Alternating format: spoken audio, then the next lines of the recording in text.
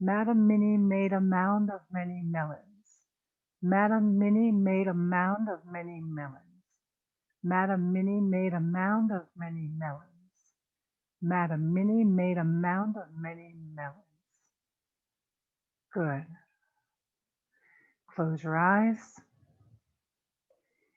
Imagine yourself turning on your microphone, turning on your camera, ready to go, ready to persuade, ready to get your audience to do something different, ready to get your audience to change their life and to make it better, to make it more positive, to make themselves better, to make their environment more better, to make somebody else's life better.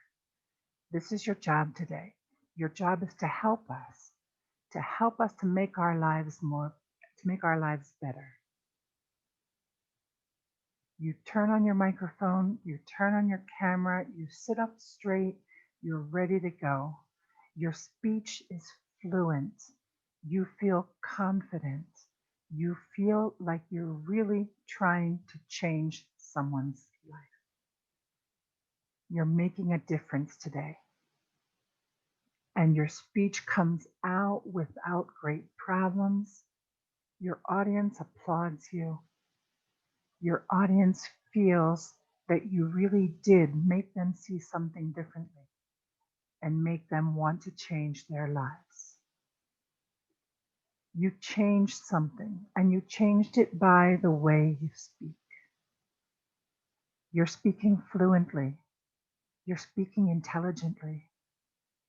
You're speaking like no one else in your year, in your generation, in your groups can do. You're doing something that makes you different, and you're able to do it. You know how to do it.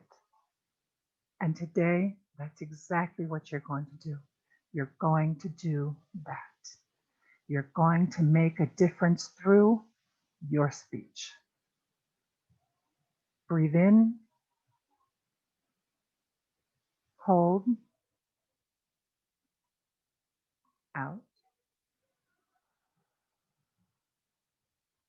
Are we ready?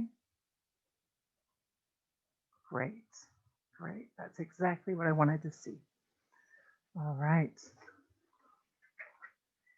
Let's go then.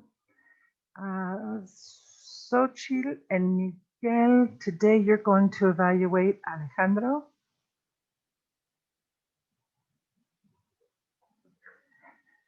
Belen and Nati, you're going to evaluate Majo. Sofia and Ari, you're going to evaluate Javier.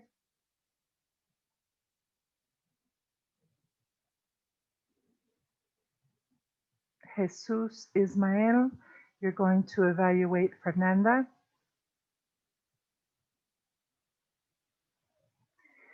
Bere and Nicole, you're going to, Nicole's not here, I don't think, is she? Oh my, okay. Bere and Ashley, you're going to evaluate Guadalupe.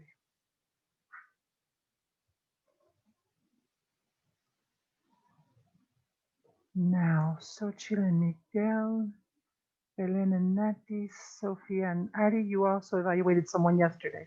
So Jesus and Ismael, you're going to evaluate Teresa.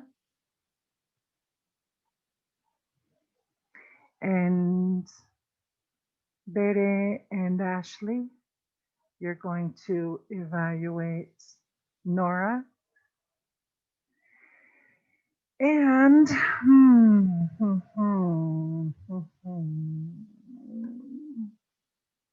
okay, we're going to have to repeat some evaluations. Xochitl and Miguel, can you evaluate Laura?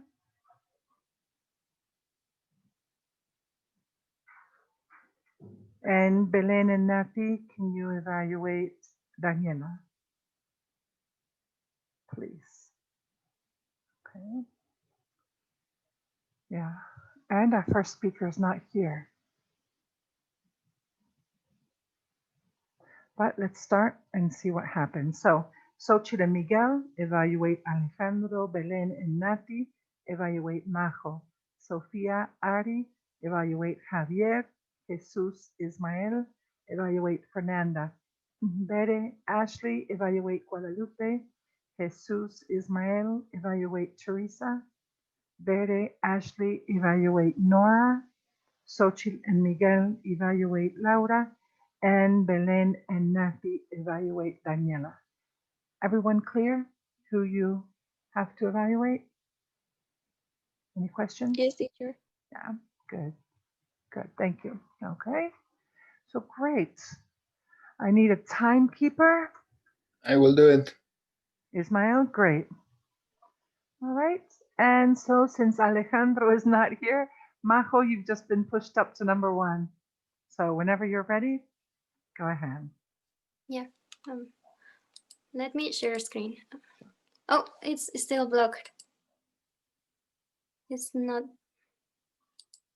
Okay. Ready, there you go.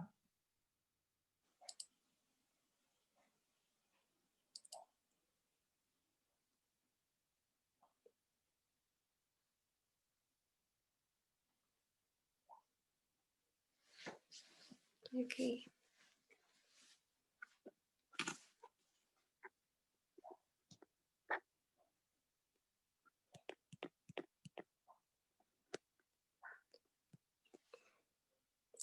Throughout your life, you have had the most delicious meals in your diet, which you probably eat every day. Steaks, meatballs, bacon, consomme, hamburgers, beef barbecue, and lasagna. Sadly, according to a June 2019 report posted on the Guardian website, this frequent diet has reduced your life expectancy by 10%. The World Health Organization states that red meat refers to all mammalian muscle meat, which in our country amounted 50 kilograms eaten per capita in 2017. I recently became aware of the terrible effects that red meat has on our bodies. Thus, I did a great deal of research on it for this speech. As a result, I am convinced that serious health problems can be caused by the consumption of red meat, and it can be controlled by reducing our red meat intake. I hope to persuade each of you to stop eating red meat to avoid reducing your lifespan. Let's start by taking a closer look at this problem. Greenpeace recognizes in a September 2015 article posted on their website that meat is an important part of heritage and identity.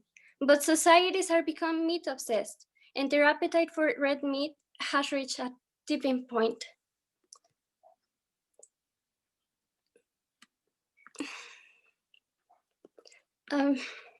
Eating red meat has shown to have negative impact on personal health. The World Health Organization, National Agency for Research on Cancer, has classified red meat as a carcinogen due to its association with colorectal cancer. A 2015 large-scale analysis published on the National Library of Medicine found that a long-term diet with high amounts of red meat is associated with an increased risk of mortality, cardiovascular disease, cancer, and type 2 diabetes. Even if you don't eat meat every day, it still affects your body. Since the 50s, antibiotic usage in beef has been exploited to have bigger profits. Eating beef exposes you to resistant bacteria, and this increases your immunity to antibiotics. These are important reasons for us to raise awareness, take action, and reduce our meat consumption. Despite this, there is still a chance to fix this problem before it's too late. Reducing your red meat intake in the long term will add healthy bacteria into your gut, which could make you feel less bloated. In fact, in a 2015 study published in the Nutrition Research, has found that vegetarians had lower rates of inflammation than meat eaters. Instead of the unhealthy fats of red meat, loading up with fruits and vegetables, which happen to be loaded with vitamins, this could be a miracle for acne-prone skin. According to Sally Warren from the Metro Integrative Pharmacy of New York, swapping red meat for healthier plant-based foods can result in higher energy levels. Taking red meat off the menu could reduce the risk of cardiovascular disease, obesity, and diabetes.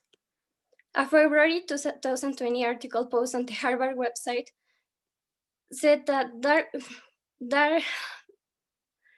Frank Hu, chair of the Department of Nutrition, reaffirms that you do not need to eat red meat to get essential nutrients. You can get the same amounts of nutrients from fish, eggs, nuts, and a well-developed plant-based diet.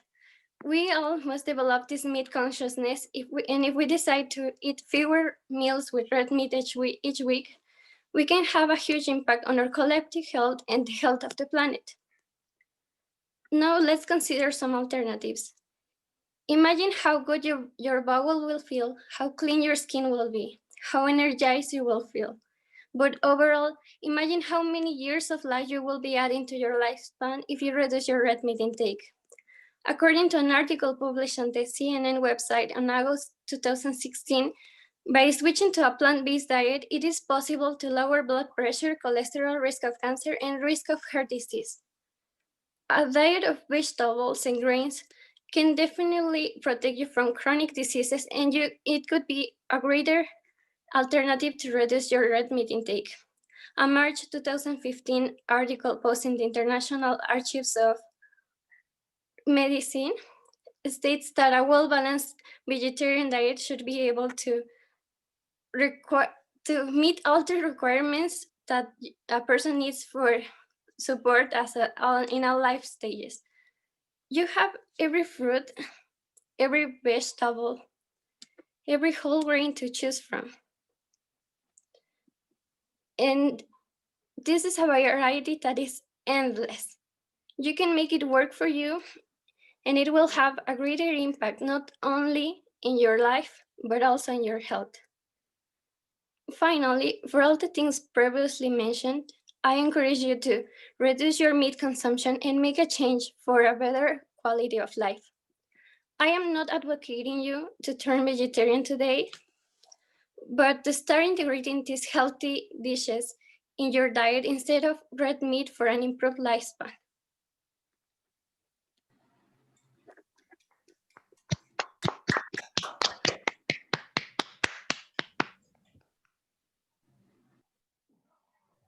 Okay. How long was that? 5:55. Good. 5:55. Those are who are evaluating Michael. She was in a time limit.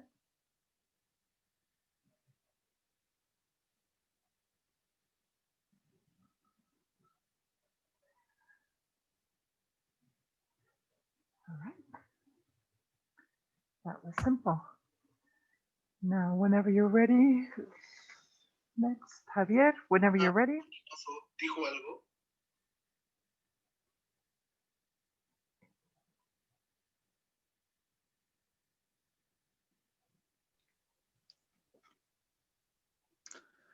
How many of you had a best friend in their life?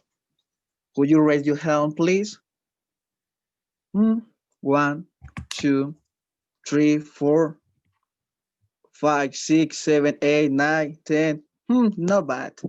When I was a child, I had a terrible experience because I couldn't find out the true friendship with someone. Probably because in my neighborhood didn't have many other children. And also I went to get someone I needed to walk along the street in my small town. When I was 9 years old, my parents separated. You can imagine that for me was a terrible experience. When my parents took that decision to separate, they told me the best option for me was to live in my grandparents' house. I didn't feel well because I really missed my mom and my dad. And thanks to my grandfather, John, got me one of the most beautiful presents in my childhood. He got me the opportunity to have a little puppy. A little more than 100,000 Chinese are sacrificed each year in around the world. That means the thousands of Chinese are being killed each month. It's universal knowledge. The high number of the dogs live in the street, back street, abandoned house, almost under the bridges, and Chinese reproduction up. Some years ago, the people chose the wrong idea to eliminate and stop the Chinese reproduction. It's here when the poison substance appear. That not was cool. Almost sometimes the Chinese reproduction is not controlled by part of the owner. I know you have been a witness one time in July you see in the street many dogs are dying a cause of the man, woman, or younger because they normally use the car to run over them. The breeding rate of the puppies is greatly exceeds of the number of the homes available to animal. That is true. And guess what? I had the best option for you. I had the best option for me. I had the best option for everyone. There are still millions of kidneys waiting in the shelter for a forever home. The number of the euthanized animals could be reduced if more people adopted instead of buying them. When you adopt a dog, you are saving a beautiful life. You are saving a lovely animal by taking part of your family. The best part, you can open up the shelter space for another animal who may desperately need it. Yeah, need it. And the best part, you can give them the second opportunity to live. Why not to have a new home? Why not to have an owner? Why not to have some food? Remember, the dog are the best man, the best friend to the man. When you adopting a dog, the price the price of the sprayer or nearer and the first vaccination, yeah, the first vaccination, and sometimes even the microchipping are included in the adaptation cost. Tell me, what are you waiting? What do you need? Why not to adopt a dog? Why not to have a best friend? Why not to take a new member in your family? Remember, only dog normally gives an unconditional love, and that is the best part.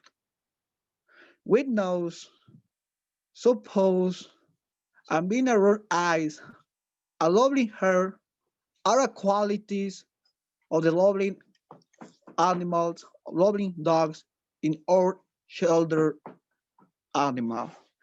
Come on, Anthony, say hello to my audience. Ven, ven. That is my best friend, Anthony. Uy.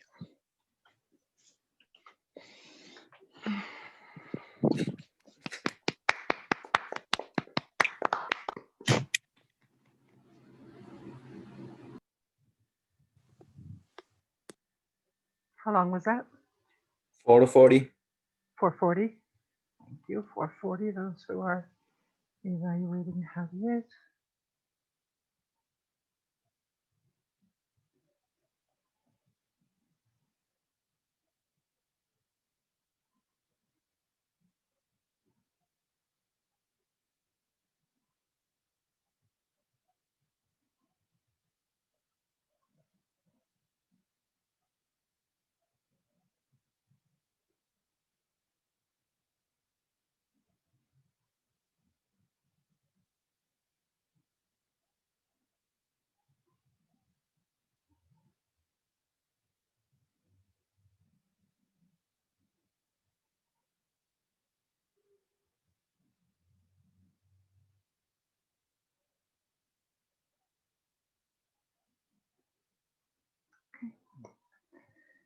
Great.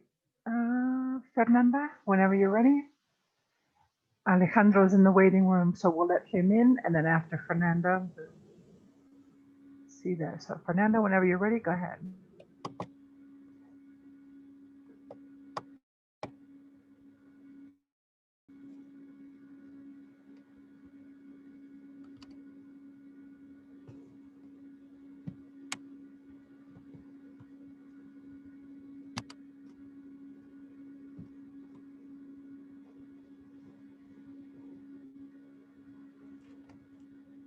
We live in a technological age where every day a new app is created to help us to do any activity from our smartphone. And it is not a surprise that one of the biggest and best companies in the world, like Google, has a tool for every situation in our daily and professional life. And we know several of them: Google Docs, Google Drive, Google Photos, Google Maps, but there are other ones which are not recognized as the ones that I just mentioned. And those ones can improve the way you find, explore, and verify information by artificial intelligence and image recognized software. Imagine the next situation. It's Saturday night and you are doing an important homework for your work or for your class. You're almost done, but then suddenly the laptop broke down. Then, when you call the technician, he asks you for the model of your device, but you don't have no longer any the box or any document or ticket where you can find that information. What do? Oh, you look on the internet, but there are too many models, and by the time you find the correct one for your laptop, the technician had despaired and hung up. According to the article, the new Google Lens pictures by No One, Google Lens compares objects in your picture to other images and ranks those images based on the similarity and relevance to the objects in the original picture. That means that you could have found the model of your laptop just by taking a picture from Google Lens. But this tool not only serves to objects, it also provides you prices of any product that you want, identify plants, animals, places, and in the case of the food, it gives you a list of nearby restaurants where you can find the dish that you are looking for. And you might say now, well, that sounds cool. I think that is more than enough for an app. But Google said, no, it's not enough. On my third year at university, my friend's parents didn't have enough money to buy the English book on time. So my friend had to transcribe all the activities from his book to his computer for a week in order to save money without making copies with entire illustrations. When I found out about this, I showed him Google Lens can also copy text by a picture. And it is important because if this information you want to another device, you can also send it. And it recognizes numbers and emails. So this means that you can add these numbers as the new contacts, or in the case of the emails, as an existing contact. And in the case of artificial intelligence, we have Google Assistant, where just by saying, "Hey Google," or "Okay Google," he already identified my voice and you can start to ask him a lot of things. It's just like having a conversation with your cell phone. You can ask to look for something on the internet, to identify that amazing song you are listening on the radio, but you don't know the name. You can also play your favorite playlist on Spotify on YouTube, and to tell you jokes. And let me tell you that in this case, its jokes are a little silly and sarcastic. I'm just warning you. And also, as stated, as new as Google Nest Help website, Google Assistant can also set up and manage our bedtime and good morning routines. Now, I don't know about you, but every time I try to get up early in the morning, I turn off my alarm and I fall asleep again.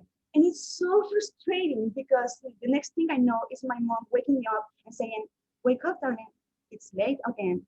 And it's not my fault, but programming Google Assistant, you can turn off the alarm, and then Google Assistant will start to give you the weather prediction, and you can choose among your favorite podcast, your favorite playlist, or your favorite source of news. In my case, I hear the BBC News uh, from United Kingdom, the New York Times from United States, and the El Universal from Mexico.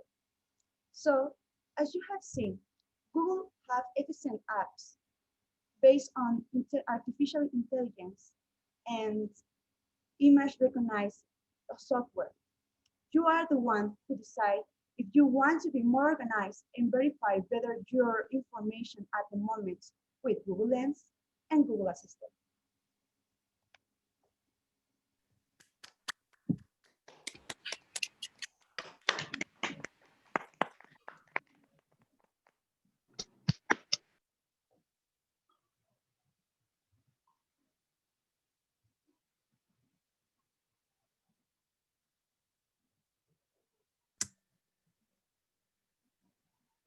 How long was that?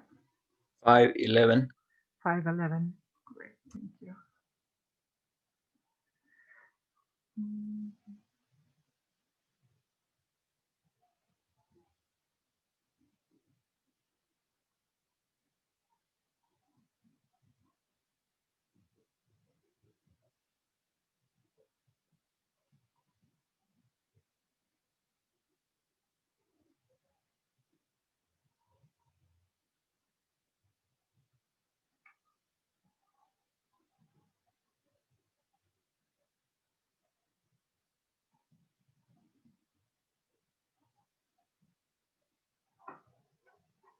All right, great.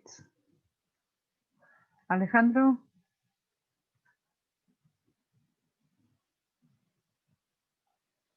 There? Remember, Xochitl Miguel, you're evaluating. Alejandro, please.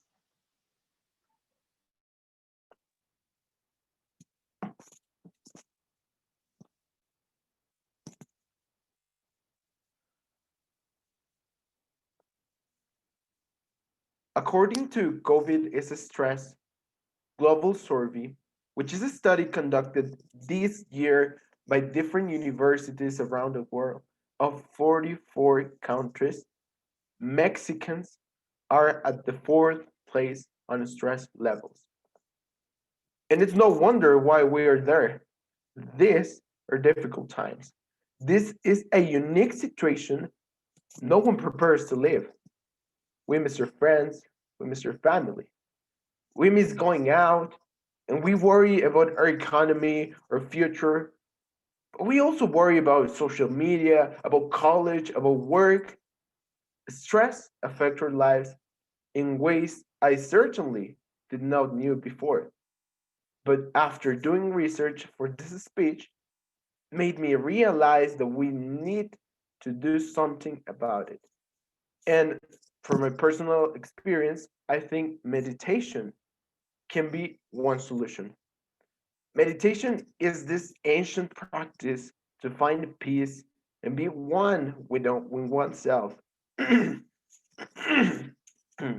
reach clarity, but it's indeed difficult to achieve. On the questionnaire you answered, 50% of you think that you don't have enough time to meditate. But what if I tell you that meditation would actually get some of your time back? Yes, meditation will get some of your time back. Different studies on stress and aging suggested cortisol, which is a common stress hormone, causes our skin to age prematurely. One example is the ex-president Barack Obama. Here, there are three pictures of them. And the first one, we can see him young, fresh, vibrant. But as the years have passed, I cannot say the same of the second two pictures. As a president, without a doubt, they are exposed to high levels of stress, which makes her age her skin age prematurely. So, if you think that you don't have time to meditate, you're basically saying that you want to age prematurely, and I advise you to start getting used to people getting wrong your age because of your skin. Another common problem with meditation is that people think that there's a perfect or correct way to meditate. When I would say meditation, what comes to your mind? Generally, what comes to people when they think about meditation is, of course, the lotus position. But what if I can't do that? How they even do that? Well, surprisingly, there's no correct way to meditate. Even you can do that sitting on a chair. There's nothing wrong with that. The aim of this practice is and will always be to relax your mind and just let it flow. As a conclusion, I would like to tell you a short story. This is the story of a man that lived near a mountain. This man always wondered how he could climb that mountain and how everything would be from there. He asked different travelers that came from the mountain how they got there and how was the things from there. After hearing all the different and unique experience of each traveler, he unfortunately decided not to climb the mountain and live just with the knowledge he heard from the travelers. I really encourage you not to be like that man that never know how it was to be at that mountain, how to climb it. And if you dare to go on this journey, I promise you, we will meet at the top of the mountain.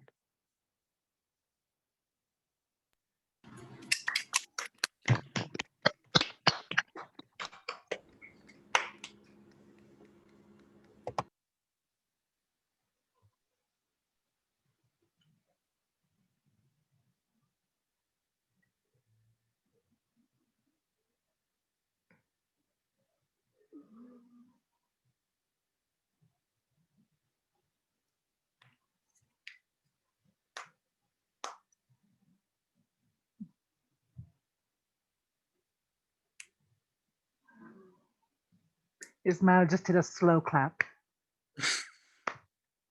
It's not true. How long was that? 438. 4:38? Yes. 4:38. All right. Great. Guadalupe, whenever you're ready.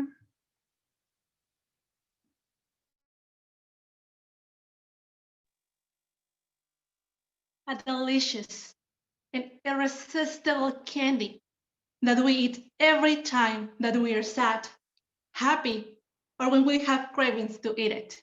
And I bet that most of you can resist to their flavor. Chocolate is the most eaten candy around the world, but this sweet candy has a dark side. Many of us know the health benefits of eating cocoa, which is the main ingredient of chocolate, but no one knows the damage, the environmental damage and child labor exploitation that caused the production of cocoa. After doing extensive research, I am convinced the necessity to let you know the problems that is causing cocoa production and what we can do to stop this problem by a simple action that I will share with you later on. Now, I would like to ask you, do you know that the chocolate that you're eating contain cacao that was produced by a children? While in Mexico, children are studying in Ivory Coast, which is the main cocoa producing country in the world, children are working to produce the cocoa that contains the chocolate bar that you eat. In a documentary post in Premier Senior in 2019, Paul Moreira exposed the child labor exploitation that exists in cocoa plantations by the case of Aisha. Aisha used to live in Burkina Faso. a poor community. Because of his economical problems, he was sold by his parents to cocoa producers when he was 15 years. Asa now is 21 years old. And he has been working 8 years in cocoa plantation without pay, without rest. And he has worked without protection with an herbicide that contains glyphosate that causes cancer. As Asia, 2 million children from 7 to 15 years old work in cocoa plantations. Unfortunately, this is not the only problem that exists in the production of cacao. Every year, we consume 7 millions of chocolate in the world, according to a post from Washington Post. And this consumption has led to a big deforestation. According to Mighty Earth, in a study carried out in 2016, in Ivory Coast, 90% of the forest was cleaned to tall cocoa. But not only in Ivory, in Indonesia, which is the third main cocoa producer country in the world, 7 miles hectares were cleaned to plant cocoa. And in Ghana, which is the second main producer country in the world, 127,240 hectares were cleaned. And maybe you're thinking, what is the problem with this deforestation? We can plant more trees. Unfortunately, according to Mighty Earth, Estelle said that the herbicides used in the production of cacao had toxic chemicals that eat vegetation and make infertile land. Deforestation and child labor has been a problem. Governments and chocolate producers know about the problem since 2001, and even exists a rule since 2001 in which child labor and deforestation is forbidden. But they haven't done anything. Despite of an article posted from Ohio University, Professor Scott said that a single bar chocolate produces the same amount of carbon pollution that driving a car. Just imagine the damage that we are making just to eat a chocolate. But this problem can be solved by a simple action. And chocolate lovers, I am ready to tell you, stop to eat chocolate. As we have seen, chocolate brands and governments are not willing to stop chocolate production. In contrary, they are going to increase it. And according to Mighty Earth, if this deforestation continues, by 2016, Ghana and Ivory Coast will have end with the forest. Animals will have lost their environment. And children will continue working in the production of cacao. For that reason, stop eating chocolate is the best solution to stop the damage that is causing cocoa. In short, if we don't take action immediately about the production of cocoa, deforestation will increase, and children that should be studying will continue working in chocolate farmers. Many people said, a life without chocolate is not life. But I think that a life without trees, animals, and knowing that children are being forced labor just to produce a candy is not life. In our hands, we have the future of our planet and those children.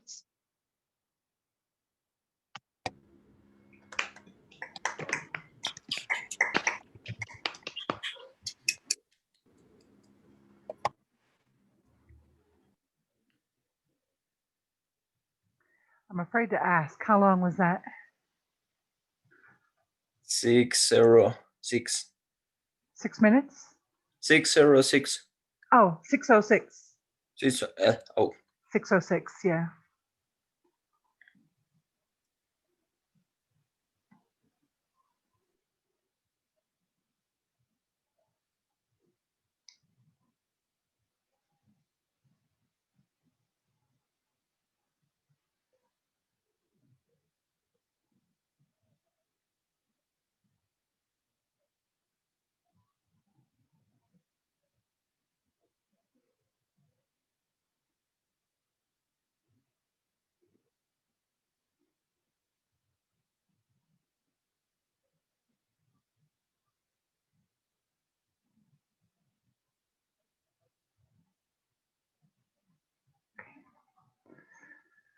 All right, Teresa, whenever you're ready.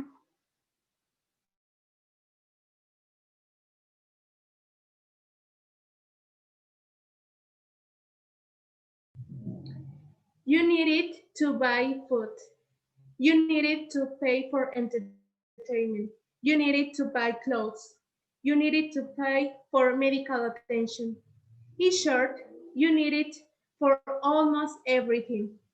And of course, this essential thing is money. Have you ever wondered what is the best age to start saving for your retirement? If you have done it, the best answer to this question is quite simple: as soon as possible. Imagine this scenario. In the future, when you become older and you are tired for working for more than 30 years, the only thing that you want and that you need is to take a break and, and free feel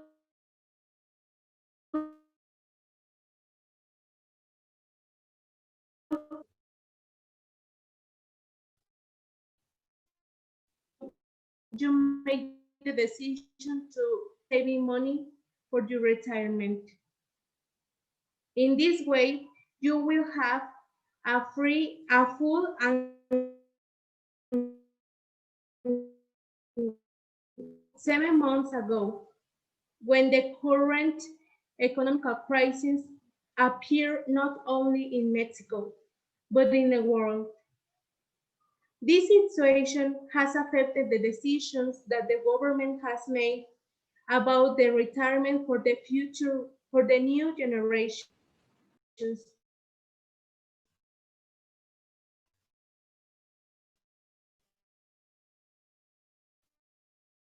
Signify pension.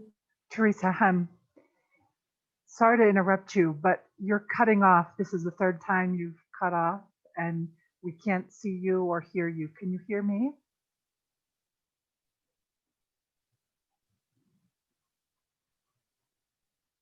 Yeah, I think we've lost her. And the worst part is, I wonder if she's still talking. She's probably giving her whole speech there.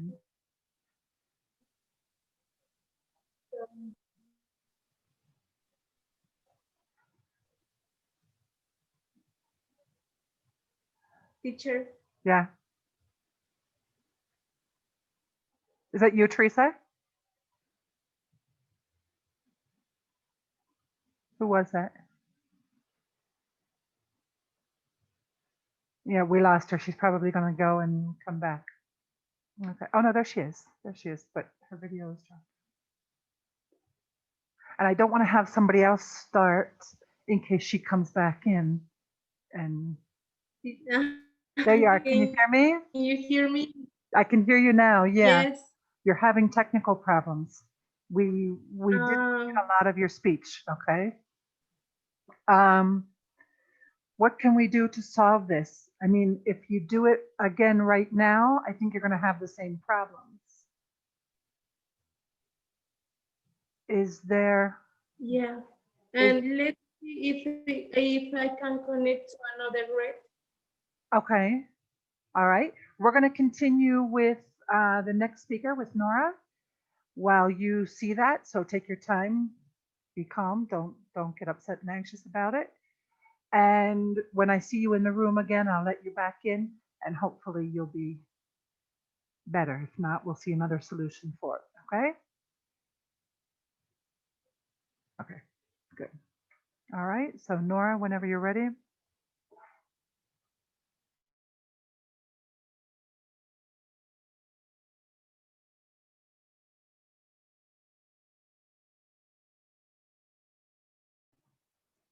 A couple of months ago, I decided to go out with some friends. We were walking and talking about life, and then we get hungry. But nobody decided what to eat, and suddenly we saw a taco stand on the street. At the moment, we all agreed to eat there because it smelled delicious. We all ordered, and the food looked good, but when I arrived home, I started to feel pain in my stomach. At the beginning, I thought that maybe it will stop, but at night, it got worse. The next day, I decided to go to the doctor, and he told me that I had an infection. Maybe for something that I ate. I told him about the taco stand, and he said, well, maybe that's the reason. The next 3 days, I had a pretty bad time. This is a situation that many Mexicans has experimented. And maybe you're thinking that I am exaggerating because street food, especially Mexican street food, is completely delicious. And most of the Mexican families spend 30% of their income in this type of food. This is because this food has certain advantages, like that it helps us to save money, to save time, and especially for us as students, because we can't go back home to eat, or sometimes we don't have enough time to prepare food and eat at school. But is it really worth saving a little time and money in exchange for your health? Let me explain you a little bit. There are different risks of eating on the street, starting with hygiene.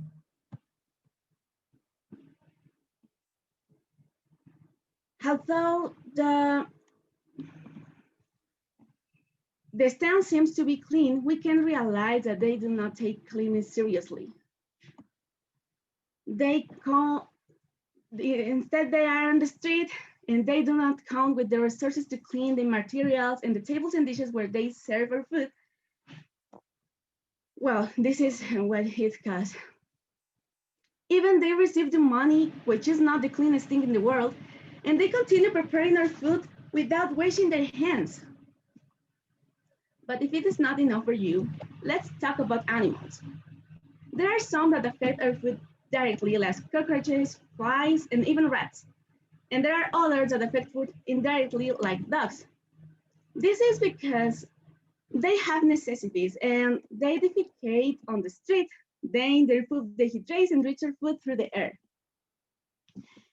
In fact, according to an analysis of the parasitology laboratory of the Department of Microbiology and Parasitology of the Faculty of Medicine of UNAM, highlights that parasitic diseases of the digestive system are the most frequent among Mexican population. Due to fecalism in the air-free, well, in addition to other types of contamination, such as chemicals that are emitted by cars, and there are also organic contaminations such as bacteria or some kind of fungus. And as a consequence of all of this, there are different diseases. This range from an infection of 2, maybe 4 days, to a disease such as salmonellosis, which causes sadness, headaches, fever, and even lack of appetite. And there are cholera, which can start with diarrhea and progress to severe dehydration, or even cirrhosis. Also, the botulism, where symptoms include blurred vision, muscle weakness, dry mouth, slurred speech, and even paralysis. In addition to long-term consequences, such as being overweight, diabetes, or high blood pressure. As you can see, and it's well known, Eating on the street is not very healthy for us. And I accepted that sometimes it's more available for our time and for our money to buy just something on the street. But believe me, it is not worth saving a little of money or a little of time on food if later we are going to spend even more of the food we ate.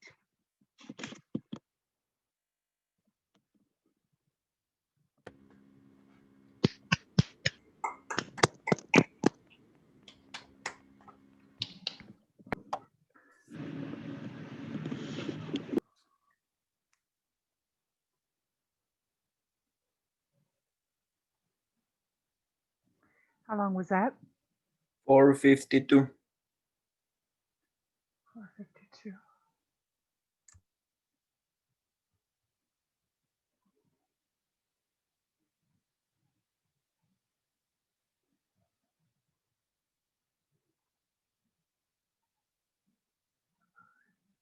Teresa coming back in. All right. Laura, go ahead whenever you're ready.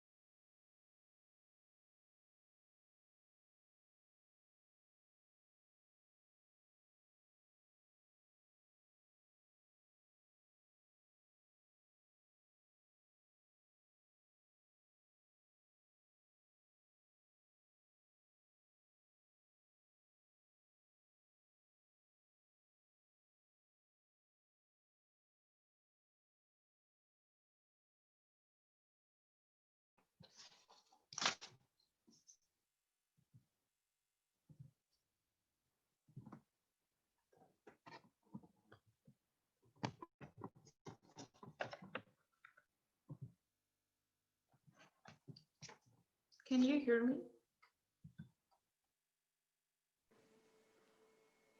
Yes. Yes, Laura. Thank you. This industry is the second largest polluter in the world, just after the oil industry.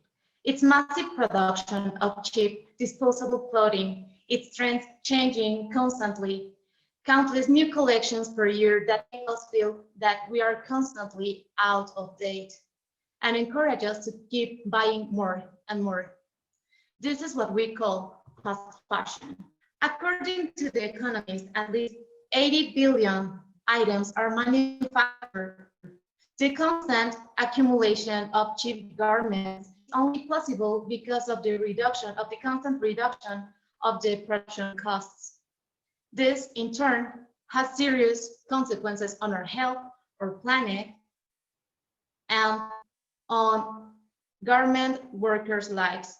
And today I'm here to persuade you to stop buying fast fashion and to be more conscious about your consumption. A Greenpeace study for the detox campaign found that at least 11 chemicals are used to make our clothes. Chemicals that contain toxins, carcinogens, and hormone disruptors. These chemicals were found in 63% of the items tested from 20 different textile brands, including giants of fashion, just like H&M, Forever 21, Zara, etc. Chemicals are used for making fibers, even 100% natural fibers. And we need to take into account that our skin absorbs everything we put on it, including these chemicals in our clothes that represent a real danger to our health. And at this point, you could tell me that you wash your clothes before you wear them for the first time. But if these garments have hazardous chemicals, what does happen with the water we use to wash them? Well, every time we wash a synthetic garment, at least 700,000 microfibers are released into the water that first goes to the rivers and ends up in the ocean. The environmental impacts are multiple, and the damage is increasing at this industry grows. Just imagine the water waste when just for the fabric of one pair of jeans, 7,500 liters of water are needed. It's unbelievable. Imagine for the rest of the clothes. In most of the countries in which garments are manufactured, these wastewaters are dumped directly into the rivers. And this water now is polluted and represents a hazard to aquatic life, and not only for the body, but also for the health of millions of people living by the rivers. Up to 20,000 liters of water are used just to produce 1 kilogram of cotton. Cotton that nowadays is transgenic. What does this mean? That this cotton needs chemicals and fertilizers to survive the water and animals. And the water that is used to irrigate these crops of transgenic cotton then falls to the ground and contaminates the soil too. So transgenic cotton crops are not only increasing water pollution and soil degradation, but diseases and premature death among cotton farmers. Now, another important question is where do you think all your clothes go when you decide you will not wear them anymore? Your clothes are in landfills and are gonna take around 200 years to degrade. Now, according to the New York Times, working conditions in fast fashion industry are limited or non-existent. Production sites are where the labor costs are cheaper, like in countries like Vietnam, China, India, or Bangladesh, where workers are forced to work 14 to 16 hours per day, 7 days a week, get a minimum wage that is 32 cents per hour and $68 a month. And these people are not allowed to form unions to defend their rights collectively. An example of this happened in Bangladesh in 2013, where a building called Rana Plaza collapsed. Here, 5,000 people worked, and these people manufactured garments for more than 30 international brands. And unfortunately, 1,190 people died. These people worked without medical insurance and an unfair payment. In conclusion, fast fashion is a monster in our place.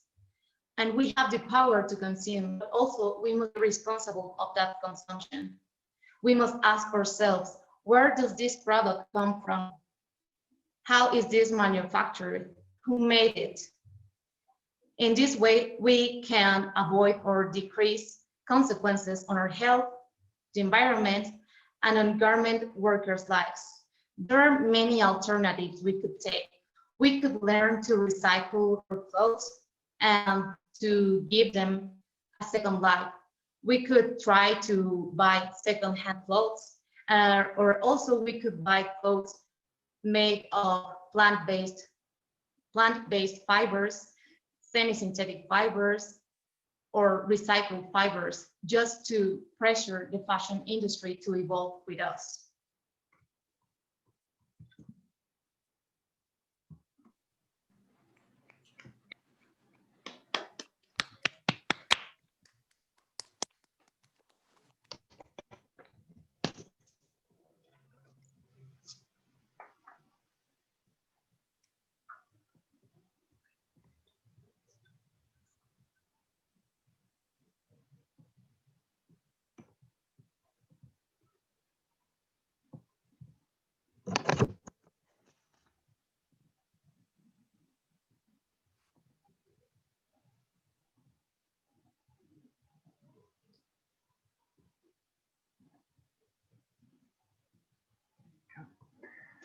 How long was it? 6:24. 4. Okay. And Daniela, let's go with you whenever you're ready.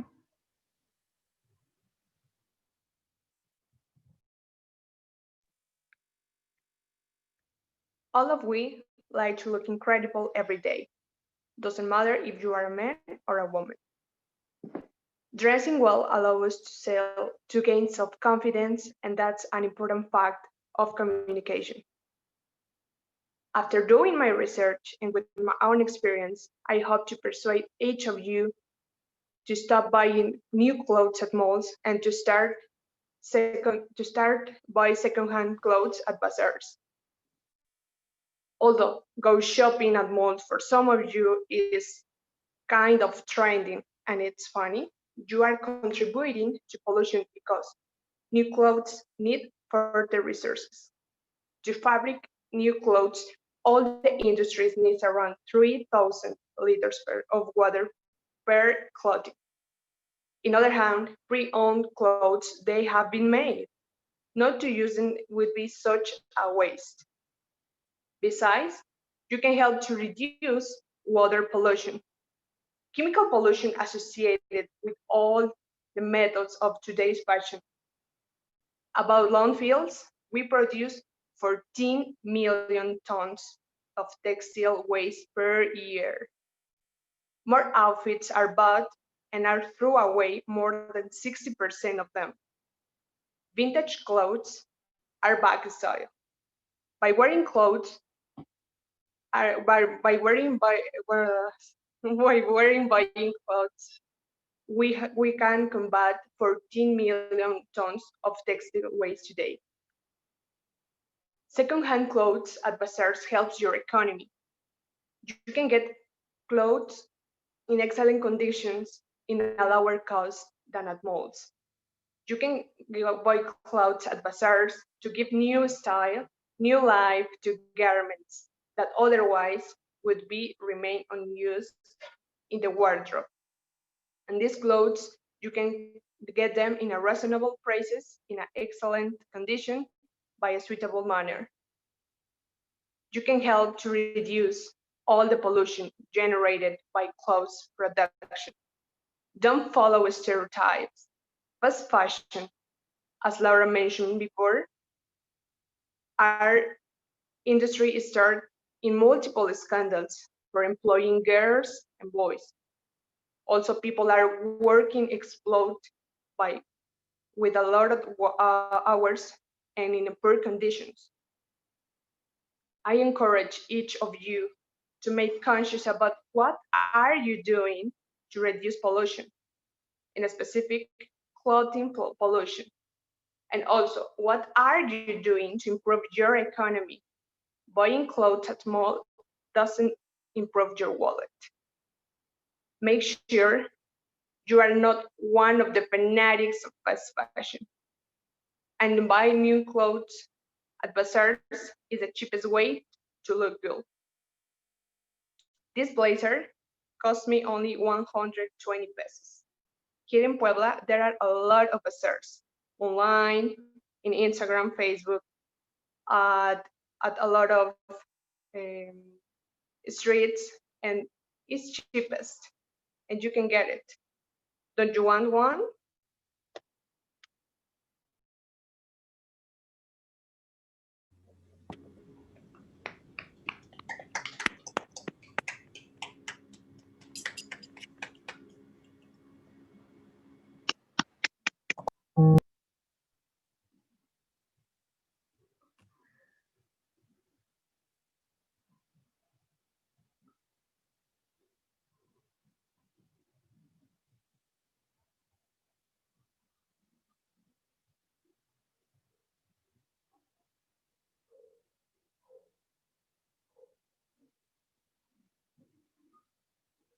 How long was that?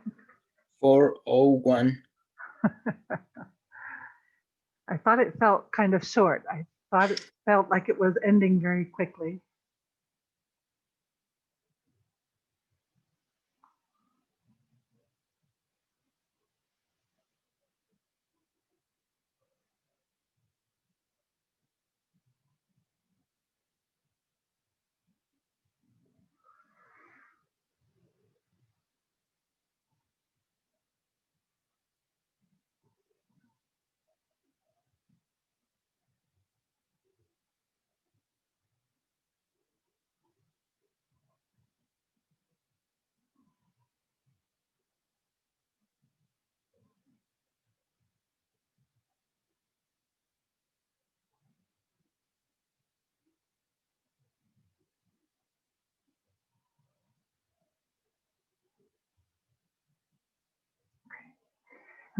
Teresa, how you doing?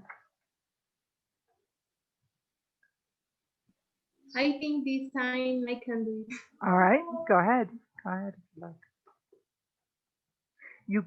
You've gotten what many haven't gotten, a second chance. Make use of it. All right.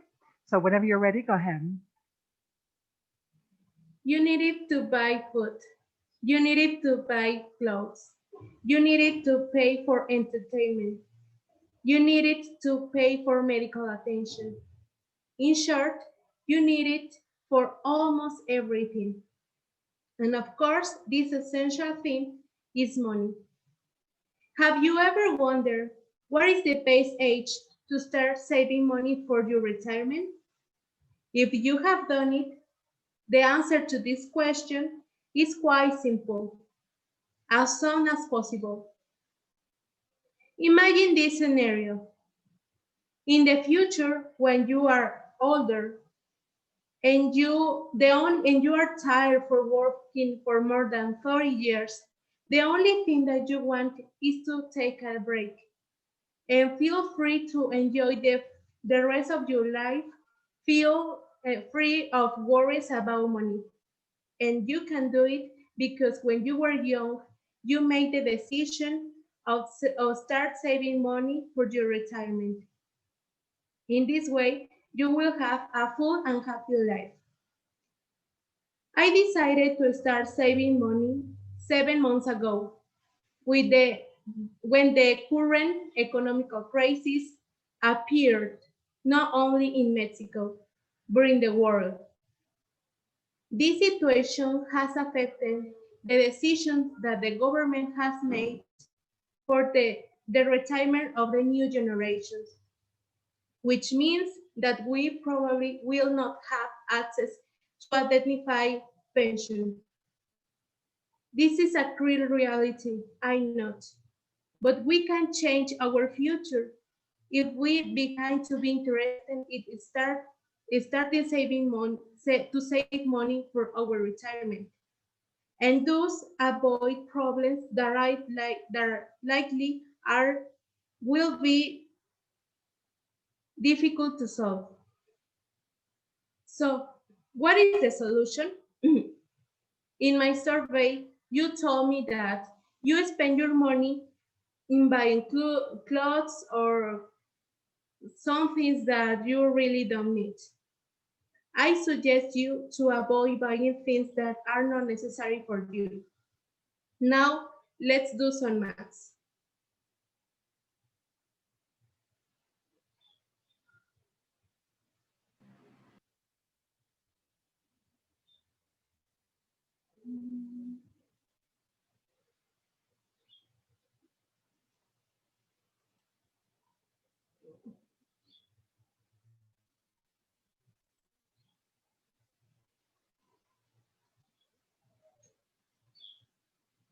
Well, now imagine that you save 10 pesos per day.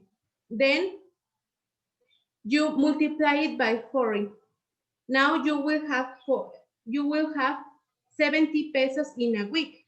Now multiply it by 40 because a month has 4 weeks. Then you will have 2,080 pesos. Now multiply it by 12 because a year have 12 months. Then you will have 3,360 pesos. Now multiply it by 40 because the ideal age to have a retirement in Mexico is at 70 years old. At the end, you will have 134,400 pesos. Perhaps it might be not much to you, but you can change the initial amount. It depends on your possibilities.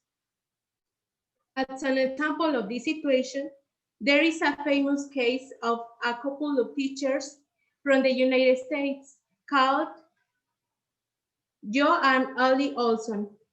who after 8 years of hard work, they both in their early 30s, were able to quit their jobs as public school teachers, and they could save more than 1 billion pesos, $1 million. Can you imagine how amazing is that? And then they began to travel around the world. I'm really sure you all have the same enthusiasm as me. And I know you really want to spend your late adulthood without worries about money, without fears or stress. And of course, you can if you start saving money for your retirement right now.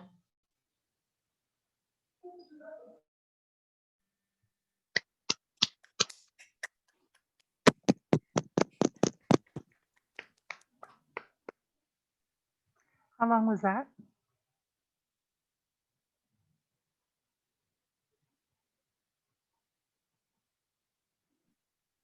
Five 31. It seemed much shorter for some reason. All right. Okay, let's take a look at what happened today. What do you think? Better or worse than yesterday? How do you feel?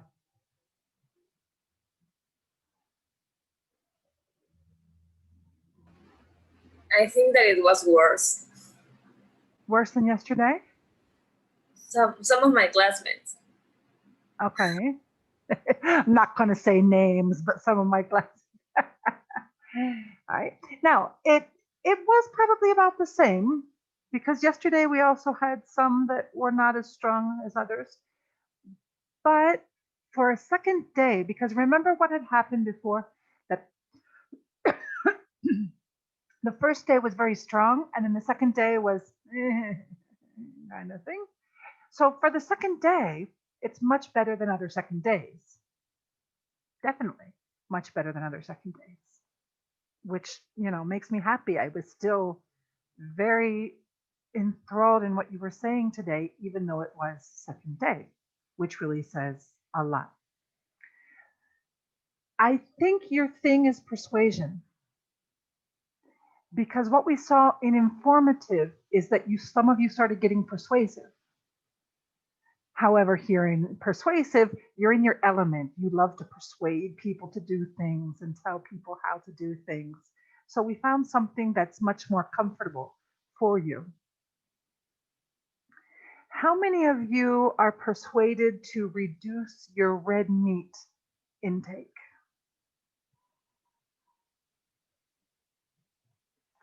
4, 5. How many of you are persuaded to adopt a dog? 3. That's good. That's good. How many of you are persuaded to try Google Lens? And I don't know what the other one was. Google Lens. 1, 2, 3, 4, 5, 6, 7. 7 of you. Good. How many of you are persuaded to meditate? 1, 2, 3, 4, 5, 6, 7, 8, 9, 10, 11. Good. How many of you are persuaded to stop eating chocolate? 2, 3, 3. That's a tough one. How many of you are persuaded to start saving for your retirement?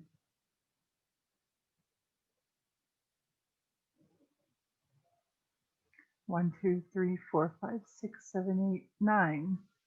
9. How many of you are persuaded to stop eating on the street? 3, 4, 5, 6, 7, 8, 9. 9. How many of you are persuaded to stop buying new clothes?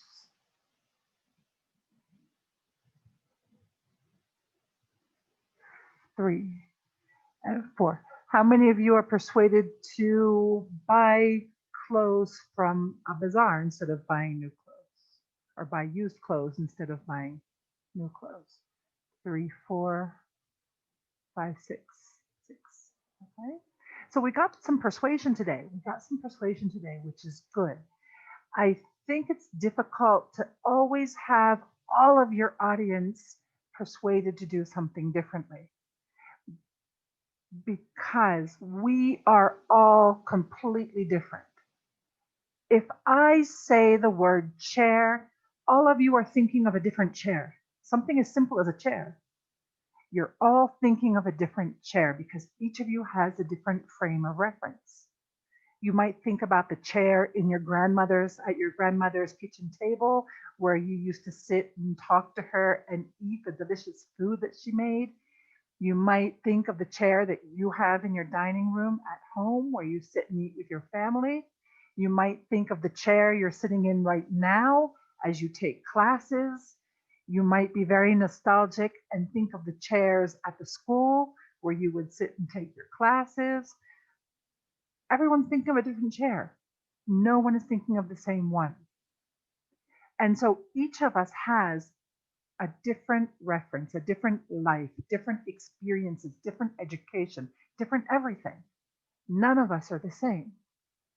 Therefore, red meat, I think you even mentioned like red meat was cultural. Red meat is, something that is embedded in us. It means something different for each of us. And some of us come from a family where a lot of red meat is made and served at the table. So it's difficult to reduce your red meat intake. Some of you may not use much red meat anyway, so you're halfway there.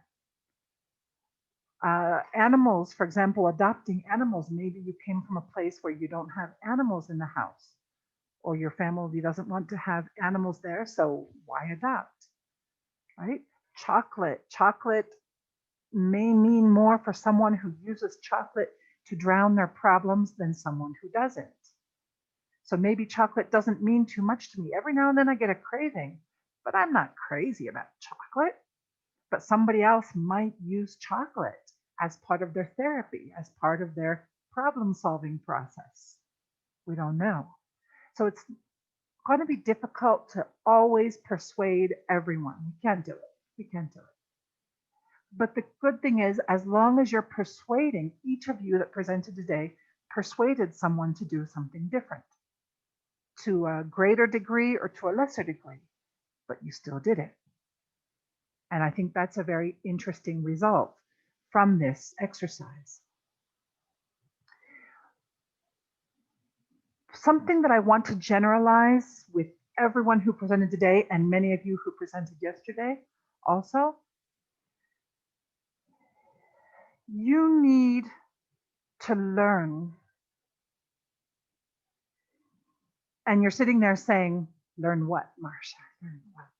You need to learn from your previous mistakes and from those of your classmates. If there's something that bothers me, it's when people make the same mistake again and again and again. And it's not just making mistakes, it's deliberately not learning something that we learned before. So you're in higher education, you're at college, you're learning languages, but you're not learning languages. Who said questionary today? Who said questionary? Oh yeah. Oh yeah. Who said it? You're all trying to remember here. Let me remind you who said questionary. Alejandro said questionary. Who said stomach? Who said stomach? Nora. Nora? All right. Who said stop to eat?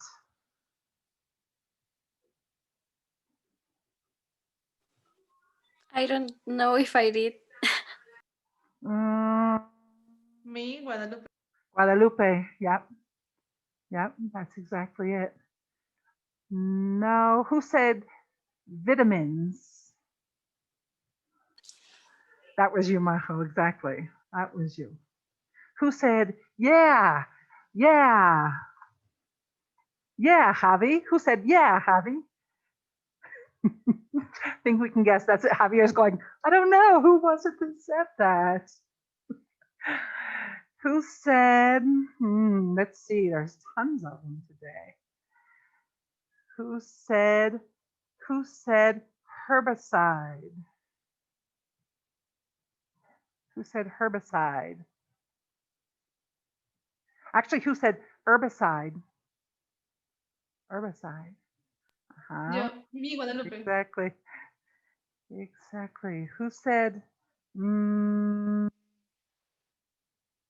what was that one? Oh, that was, right? Who said her skin when talking about Barack Obama? That would be you. Yep. Okay. And there's more, and we'll get to them as we look at them. But this is the thing. All of these are things that we've been seeing. And if you're just going to make the same mistakes again and again and keep doing things the same way you've done it before, there's no sense of getting up at 7 o'clock in the morning for that, right? You can keep sleeping and keep speaking English the way you have. But what you need to do is concentrate and make a conscious effort to correct those mistakes. We may never speak English perfectly. I never speak Spanish perfectly. I think I speak it pretty darn well. And I learn from my mistakes when my daughter corrects me and says, no, mom, it's la cagaste, not lo cagaste. And I'm going, are you sure? Really? Is that the way you say it? She said, it's always la. And I said, even though it's a problem or something, and that's el, and she says, it's always la. And I said, okay, I got it. I learned it. I will never make that same mistake again. So when I tell my students, la cagaste, I know I'm doing it correctly, right? But this is it. We have to learn from our mistakes. I can tell you 10 times, 20 times, as we have with the word questionnaire. And twice, just in this speech, we had people saying questionary, didn't we, Ashley? That's the problem. If you're not going to learn the right way to do it, you're not going to practice it, and you're not going to make it part of your language, there's no reason for you to be here. Got it? You need to make a conscious effort for your English. I know that you're not doing only what we're doing in class because I can see the results. In these speeches, I see that you're spending a lot of time outside of class working and preparing and practicing your speeches. You can see that. That's great. That is wonderful. And I know that sometimes you're speaking, you get nervous and you say her instead of him or we instead of us. It happens. I sometimes do that in English too, right? But we do have to make a conscious effort to improve our English. If not, there's no sense in doing this much work if we keep doing the same thing again and again. So the word stomach is pronounced stomach, and it's stomach ache when it hurts, right? It's a head ache. It's not the CH sound, it's a K. When you're talking about a man, it's he and him. When you're talking about a woman, it's she and her. When you say the word questionnaire, you can see its French roots. It's questionnaire, not questionary. It's seminar, not seminary. The seminary is where you go to prepare to be a priest. That's the seminary. So you're not taking seminary in school, right? You're not taking a thesis seminary because that would just be weird. So there's a huge difference in these words. And you have to understand that someday, if you haven't already, someday you will be speaking with someone who does not understand Spanish. And so when you throw a word in Spanish, which you don't do anymore, and yay for that. You don't do that because you know that it's not acceptable. When you throw a word out in Spanish and that person doesn't understand it, you know that that's useless. When your English sounds like Spanish, you know that's not useful because they're not going to understand what you're trying to say if you're using false cognates, if you're using expressions that are acceptable in Spanish but not in English. We need to make sure that our English is acceptable to be understood and not only understood by Spanish speakers. All right? So I applaud and I appreciate the time and the effort that you put into preparing these speeches. He just bit himself. He's scratching his foot. Stop scratching your foot. And you want me to adopt another dog? Seriously, with what I've got here, I'm telling you. Okay? And now my daughter came out to see what's going. What are you doing to the dog? Nothing. They're the witnesses here. I did nothing to him. Okay? So I appreciate the effort and the time that you put into it because you put a lot of effort and time into it. And that's wonderful. But we have to refine.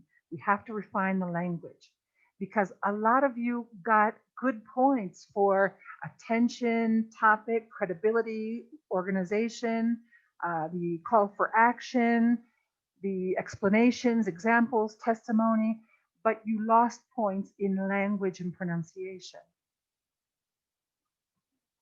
So you're doing great learning how to present, to persuade, to inform, to give a speech, to talk in front of people, but we still need to refine our language to do that. And unfortunately, all of your target language teachers together, we don't have enough time to do that. We don't have enough classroom time. This is something that you have to take on yourself and go. My God, you have the internet. You have the internet. The whole world is right there. Videos and readings and programs and movies. Oh my God. Oh.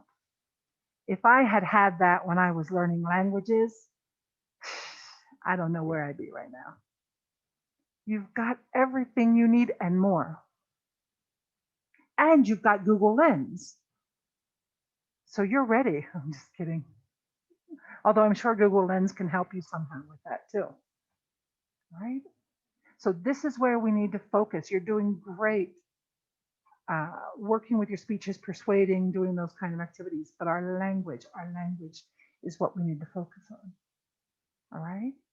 Those were the biggest comments that we had today.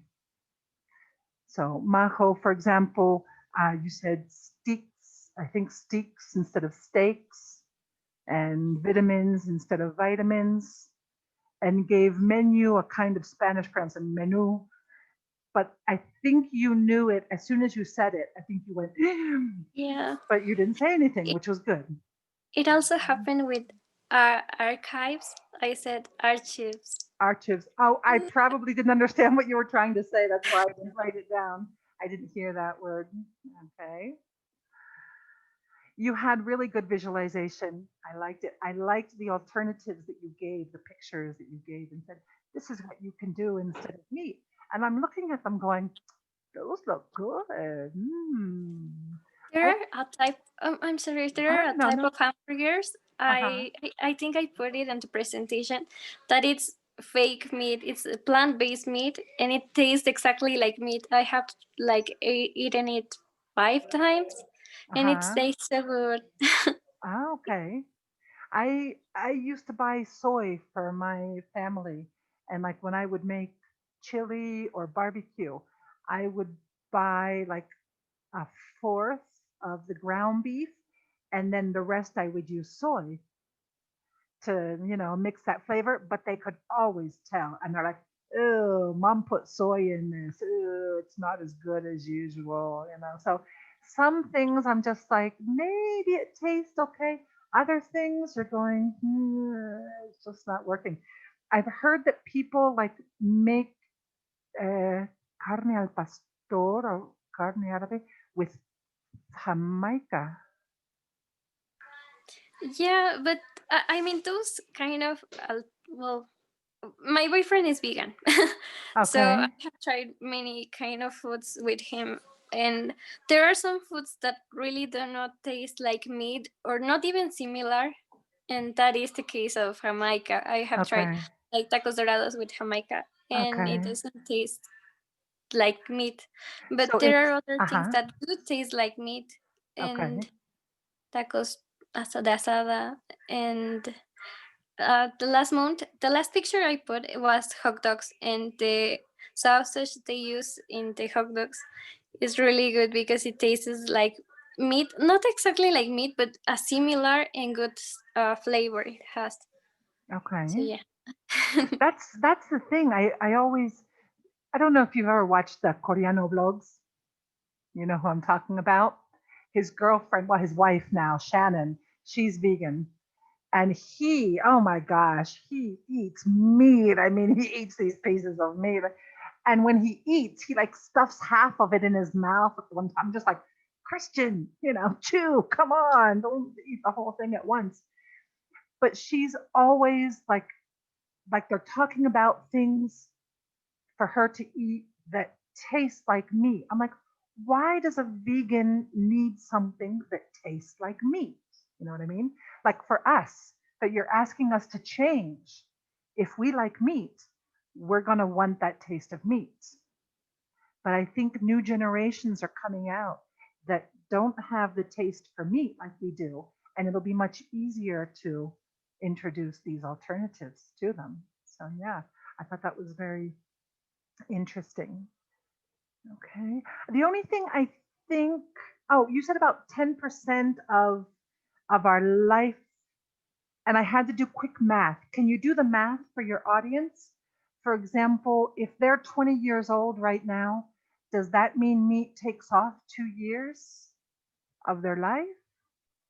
Oh, I was considering it according to the website. I looked at that up, Uh-huh. and it said that, for example, in Mexico, we are expected to live about 60 to 70 years. So that would take off 7 years. 6 or 7 years. That's what you need to tell your audience. You need to illustrate that point for them. Okay. Okay. Yeah. Yeah. Yeah. Okay. Javier, this was much better. This was much better. Okay. The only thing there are a couple things there, but this was much better. Everyone, you have to stop asking these rhetoric questions that sound weird. Javier said, can you imagine that? And I'm going, yeah, I can. But we don't want to say, can you imagine that? We want to say, imagine having a friend with as much. My daughter has a t shirt that says, a dog is the only creature who loves you more than it loves itself. What loyalty, what devotion, what unconditional love dogs have for us. We don't deserve them. We don't deserve them. And that's what you want to imagine having. Don't just ask, can you imagine that? Oh And yeah, I'm sorry, sir. no, go ahead. Yeah, I was trying to get attention of my classmate, but I believe I don't emphasize in the correct way. Right. And these retort questions just sound weird. Like, wouldn't you like that? You were not the only one. You're not the only one. Okay. And twice you said, yeah,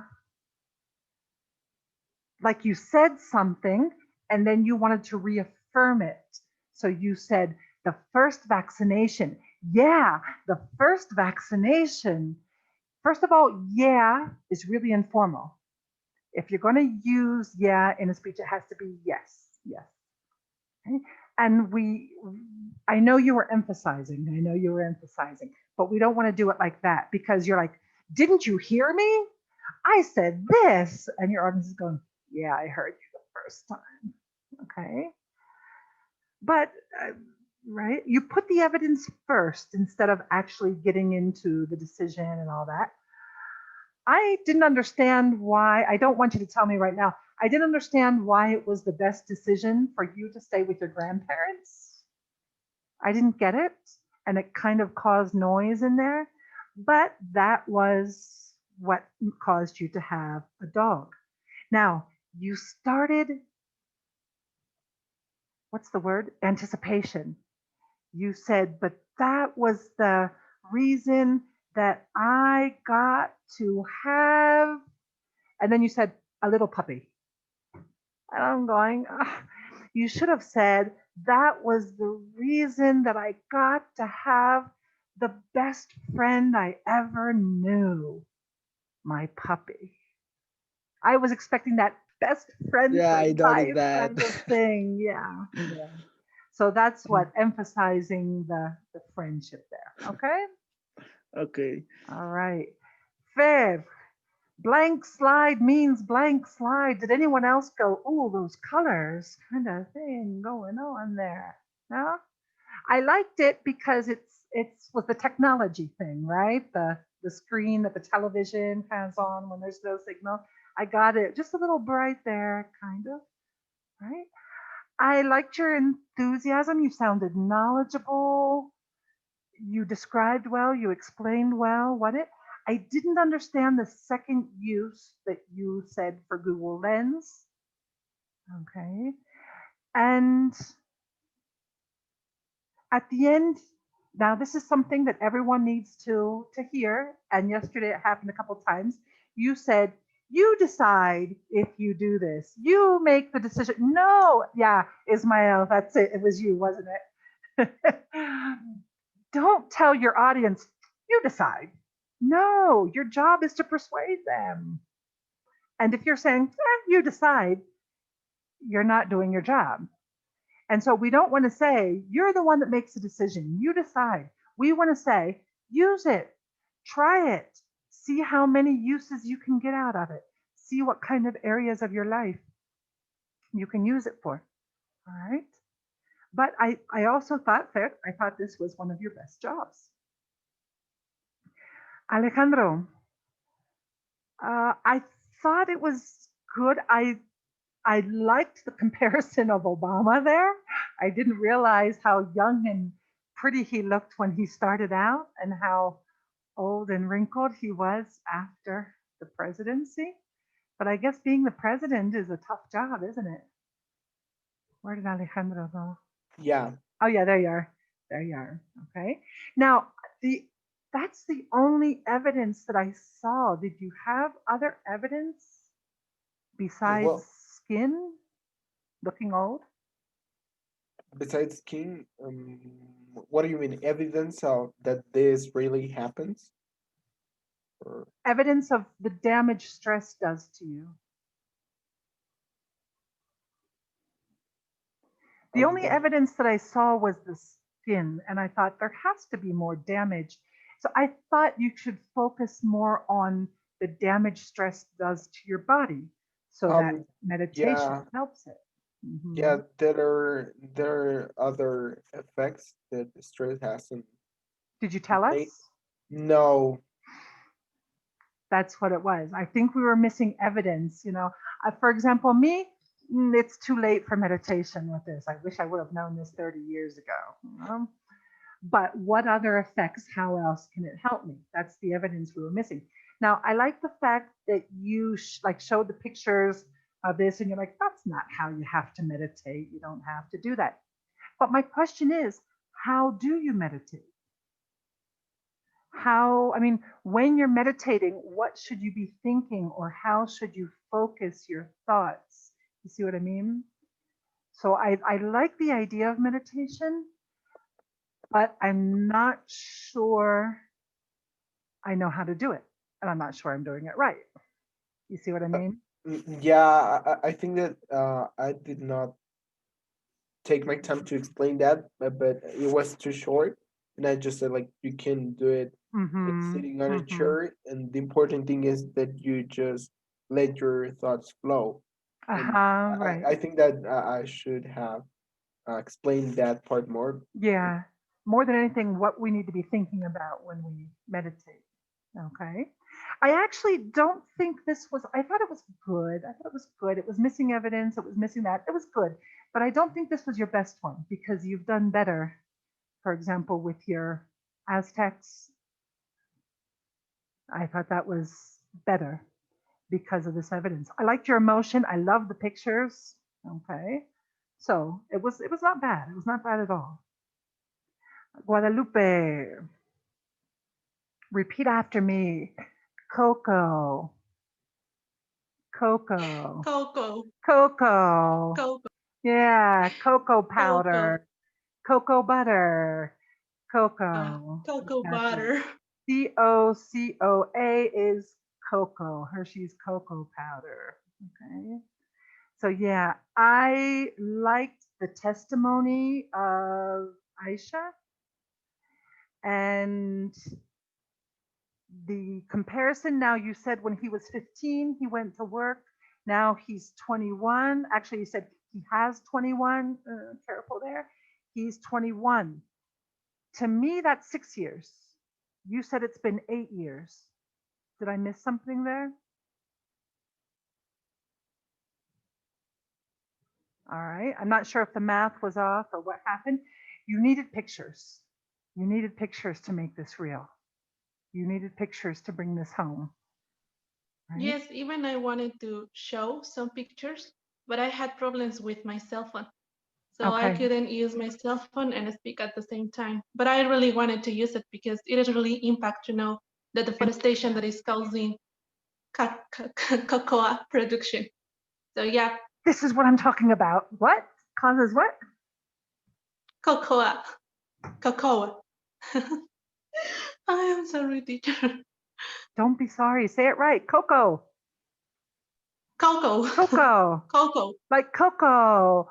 Oh, forget me. Coco.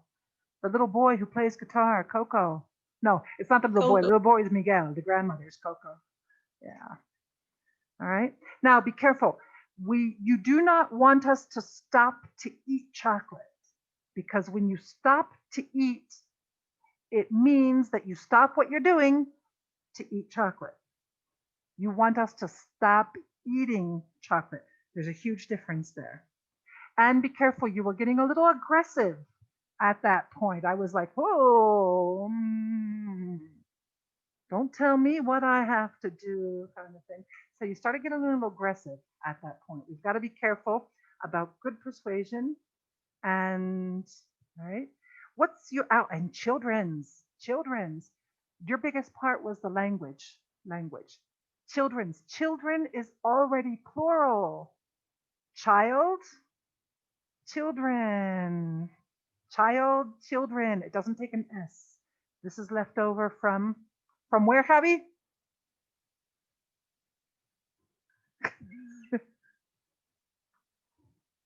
Teacher, why is the plural of books, but the plural of child is children?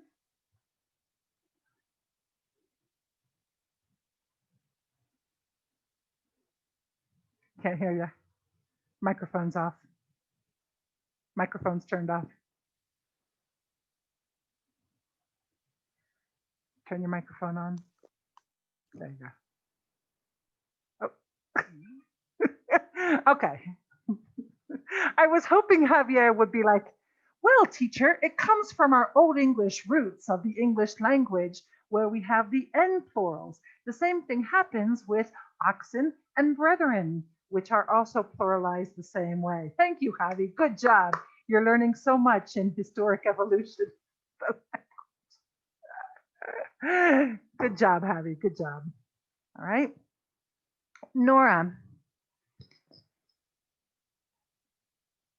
you had your questionnaire, you put your questionnaire up, but the problem was your original topic was mental health. And I said, no, mental health, too vague, too big, too big.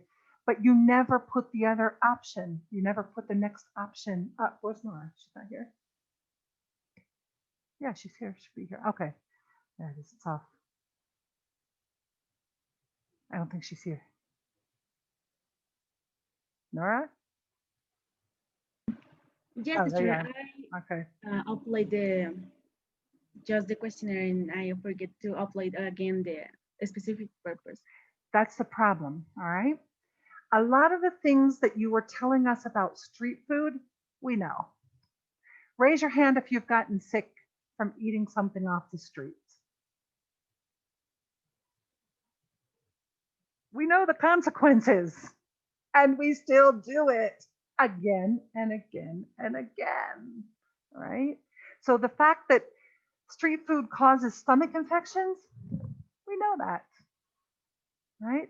Dogs are pooping all around, and we know that, right? This evidence, the evidence of street food is nothing I think that we don't know. Now, your introduction, you said, a couple of months ago, I went out to eat with some friends and we decided to eat something from someone on the street. The rest of you, what was your reaction?